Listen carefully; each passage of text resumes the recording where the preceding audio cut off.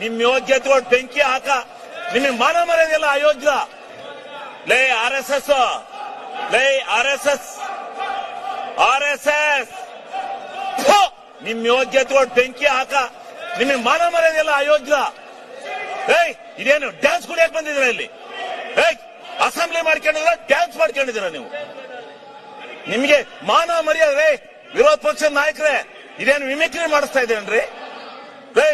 ವಿರೋಧ ಪಕ್ಷದ ನಾಯಕರೇ, ಇದೇನು ಮಿಮಿಕ್ರಿ ಮಾಡಿಸ್ತಾ ಇದ್ದೀರಾ? ಮಾನ ಮರ್ಯಾದೆ ಇಲ್ಲ. ಮರ್ಯಾದೆ ಮಾನ ಇದ್ದಾರೆ ಯಾರು ಈ ರೀತಿ ನಡ್ಕೊಳಕಲ್ಲ. ಇದೇನು ವಿರೋಧ ಪಕ್ಷನ ಇದು? ನಾವು ಧರಣಿ ಮಾಡಿದೀವಿ, ಇಂಥ ಎಲ್ಲ ಕೋತಿಗಳನ್ನೆಲ್ಲ ಬಿಟ್ಕೊಂಡು ಮಾಡಿಲ್ಲ.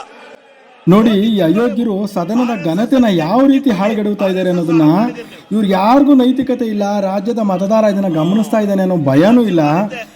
ನಿಜವಾಗ್ಲೂ ಬೆಂಕಿ ಇಕ್ಬೇಕಾಗಿರೋದು ನಿಮ್ಮೆಲ್ಲರ ಯೋಗ್ಯತೆಗೆ.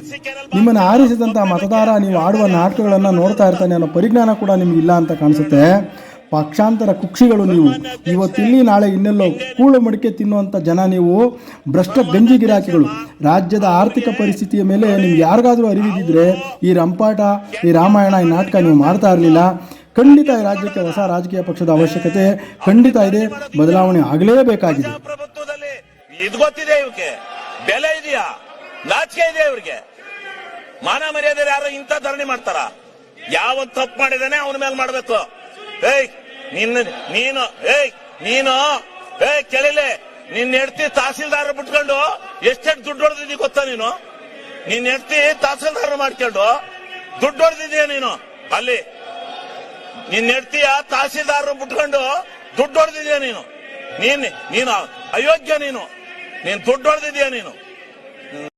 ಸಾರ್ವಜನಿಕ ತೆರಿಗೆ ಹಣ ಲೂಟಿ ಮಾಡುತ್ತಿರುವ ಅಡ್ಜಸ್ಟ್ಮೆಂಟ್ ಪಾಲಿಟಿಕ್ಸ್ ನಮಗೆ ಬೇಡ. ಬೆಂಬಲಿಸಿ ದಿಗ್ವಿಜಯ ಭಾರತ ಪಕ್ಷ. ಇದು ಪ್ರಾದೇಶಿಕ ಪಕ್ಷ.